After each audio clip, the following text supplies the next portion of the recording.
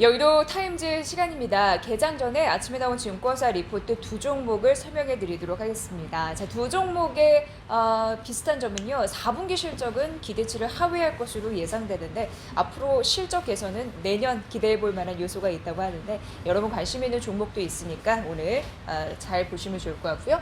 첫 번째는 해성 DS 준비를 해봤습니다. 해성 DS는요. 소재 부품 회사다라고 보시면 될 것 같고요. 우선 4분기 실적이 기대치 대비해서 못 나올 가능성이 있다라고 말씀드렸는데 그 이유가 바로 여기 있습니다. 첫 번째 환율입니다. 환율은 4분기 같은 경우에는요, 뭐 1,100, 한 30원 정도에서 1,080원 정도로 내렸다라고 가정하고 보시면 될 것 같은데 환율이 떨어지면서 영업이익이 떨어지는 흐름들이 현재 나타나고 있잖아요. 환율 4분기 그러니까 많이 급격하게 떨어지다 보니까 4분기 실적을 훼손할 수 있는 요인이다 이렇게 보시면 될 것 같고요.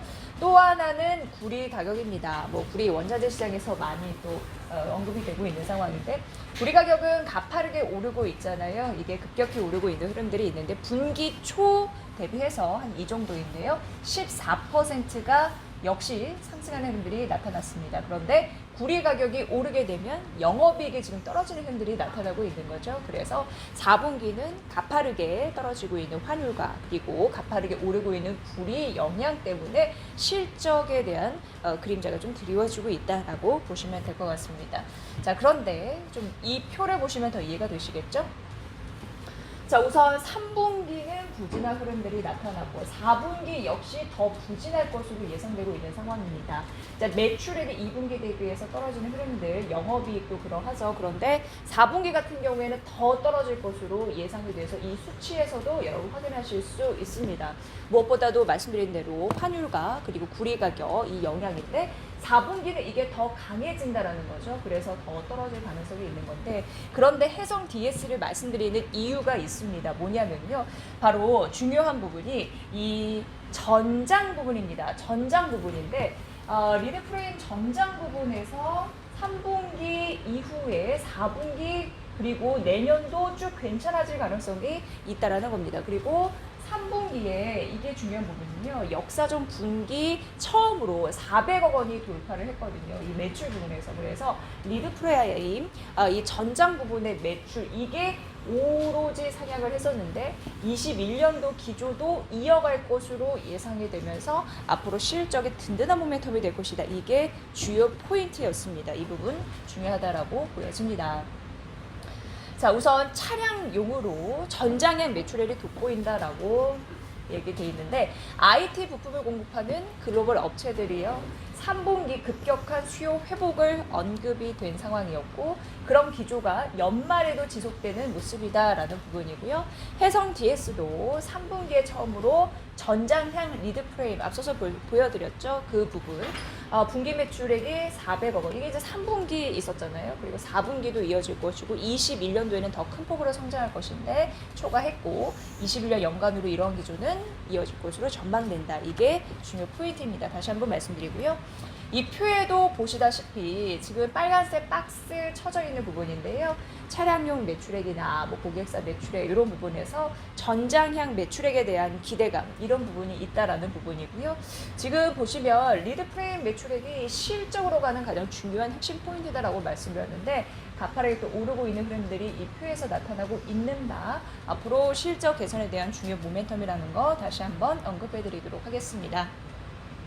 자, 21년도에도 전년 대비 15% 증가한 1,755억 원으로 추정 중이다라는 부분인데요. 뭐 이런 부분을 실적단에서 나중에 확인해 보시면 좋을 것 같고요. 고객사가 있는데 고객사에서도 보면은 21년 실적을 긍정적으로 전망하고 있어서 실적 상향 여력을 상존한답니다.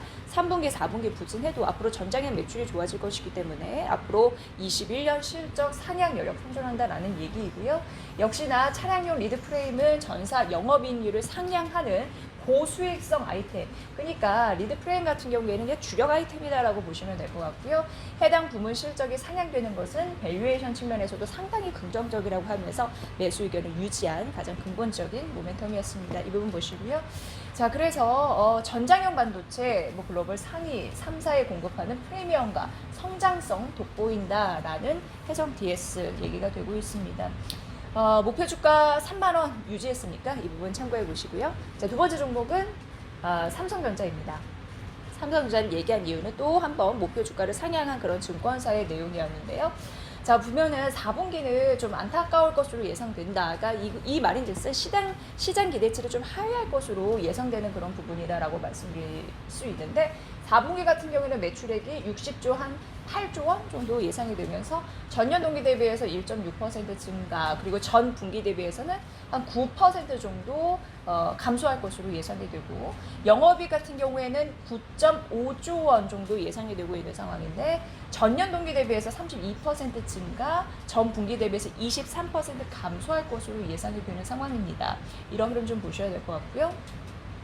자, 좋은 건 반도체, 안 좋은 건 섹터 환율이라고 하는데 이 부분에 대해서 조금 더 말씀드리면요. 우선 중국, 오포, 비보, 샤오미 요즘에 이렇게 쓰잖아요. 그걸 포함해서 모바일용을 중심으로 메모리 출하가 예상을 상회하고 있다. 근데 3분기 급등한 세트 부분의 판매가, 세트는 이제 스마트폰, TV 이런 부분이잖아요. 그게 4분기에 다소 둔화가 되면서 IM, 그러니까 IT 모바일 쪽이죠. C, 가전사업부잖아요. 이 사업부 수익성 부진이 불가피하다라고 하면서 세트는 별로 안 좋고, 그리고 모바일용 중심으로 메모리 출하 예상 좀 상회하고 있는 거, 이걸 좀 반대로 보시면 될 것 같습니다. 또 원달러 환율 급락으로 부품 사업부 중심으로 영업이익에도 부정적인 영향을 끼칠 전망이라고 하니까 좀 대비되는 거 보시면 될 것 같은데요. 자, 세트와 환율은 좋지 않은데 반도체는 좋다라고 말씀드렸는데요. 그 다음 페이지에 나와 있습니다. 우선 반도체 부분 출하량 보시면 될 것 같은데요. 디램 그리고 낸드 이렇게 있는데 출하량이 2000년도, 20년도 올라가고 21년도에도 증가하는 흐름 나타나고요. 낸드 출하량도 올해 늘고 작년 대비해서 내년도 더 느는 흐름들이 나타납니다. 그래서 이런저런 어려움 속에서도 반도체가 역시 잘해주고 있다라는 부분입니다. 그래서 그래도 반도체가 있기에 라는 부분이죠.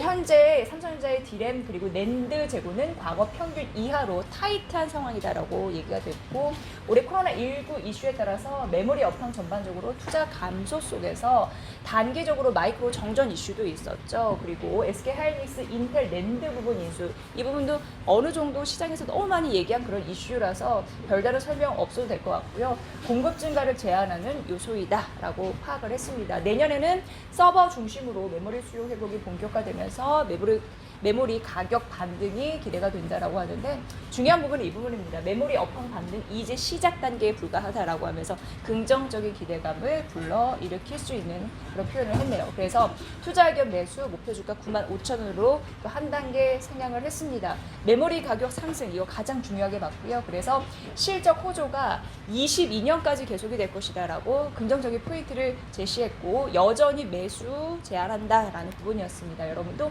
잘 참고해 보시면 될 것 같습니다. 4분기 기대치 이하 실적에도 내년은 간다라는 삼성전자, 해성 DS까지 말씀드렸습니다. 여의도 타임즈 시간이었습니다.